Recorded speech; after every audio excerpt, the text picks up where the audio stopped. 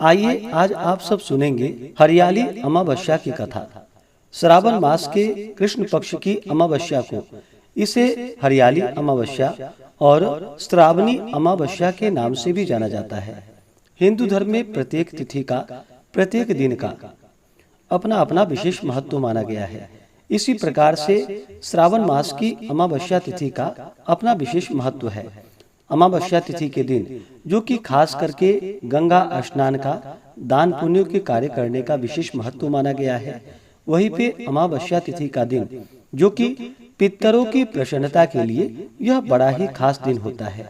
अगर पितरों के निमित्त अमावस्या तिथि पर श्राद्ध तर्पण आदि का कार्य करते हैं, दान पुण्यों का कार्य करते हैं, ब्राह्मणों को भोजन करवाते हैं, इससे पितृ देवताओं का आशीर्वाद प्राप्त होता है, जिससे कि घर में वंश वृद्धि होती है, घर के परिवारजन खुशहाल होते हैं तथा सभी प्रकार के समृद्धियों की प्राप्ति होती है। श्रावण अमावस्या तिथि के दिन जहाँ तक हो सके गंगा स्नान करना चाहिए, दान पुण्यों का कार्य करना चाहिए। श्रावण मास में भगवान शिव के पूजन का विशेष महत्व माना गया है और अमावस्या तिथि के दिन भी भगवान शिव के पूजन का विशेष महत्व है। और अभी श्रावण का महीना है, तो श्रावण के महीने में अमावस्या तिथि के दिन जहाँ तक हो सके भगवान शिव जी का, जो कि पूजन और अभिषेक करना चाहिए, भगवान विष्णु का पूजन करना चाहिए, माता लक्ष्मी का पूजन करना चाहिए। अमावस्या तिथि के दिन बहुत से भक्तजन व्रत भी धारण करते हैं, जिससे कि धन धान्य की प्राप्ति होती है।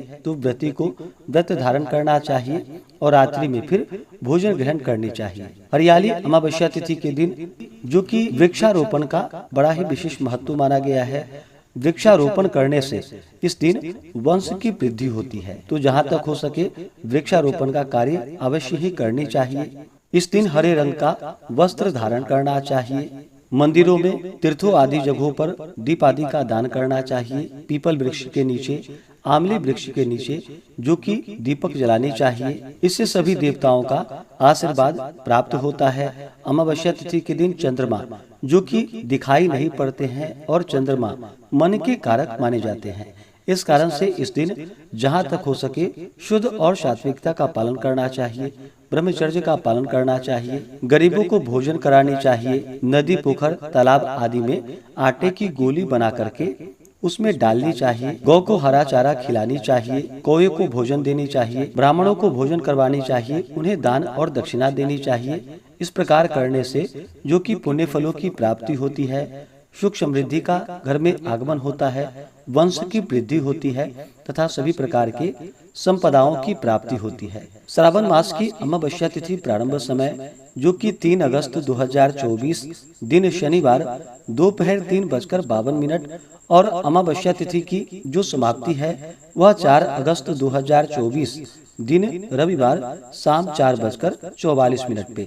तो इस बार गंगा स्नान, दान पुण्यों के कार्य के लिए या श्राद्ध तर्पण आदि के कार्य के लिए 4 अगस्त 2024 दिन रविवार को सभी भक्तजन इन कार्यों को करेंगे, व्रत आदि धारण करेंगे। इस बार श्रावण अमावस्या पर जो कि रवि पुष्य योग भी बन रहा है, जो कि दोपहर 1:27 तक होगा और इस दिन सर्वार्थ सिद्धि योग भी बन रहा है अमावस्या तिथि पर, जो कि सुबह 5:44 से शुरू होकर के दोपहर 1:26 तक होगा। इन योगों में पूजन आदि का कार्य करना, दान पुण्यों के कार्य करने का विशेष महत्व माना गया है। तो आइए सुनते हैं हरियाली अमावस्या से जुड़ी हुई कथा। कथा के अनुसार बहुत समय पहले की बात है। बहुत समय पहले एक राजा, जो कि बड़े ही प्रतापी राजा थे, उनको एक बेटा और उनकी एक बहू थी। एक दिन बहू ने चोरी से मिठाई खा ली और नाम जो कि चूहे का लगा दिया, जिसकी वजह से चूहे को बहुत गुस्सा आ गया। उसने मन में ही निश्चय किया कि चोर को राजा के सामने मैं अवश्य लेकर आऊंगा।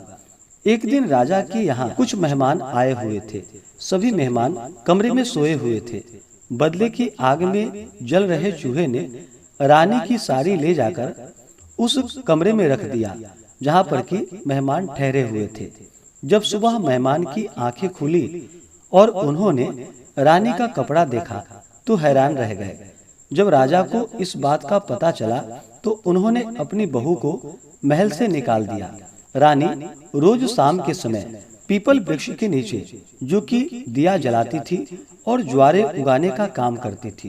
रोज पूजा पाठ करती, गुड़धानी का प्रसाद बांटती थी।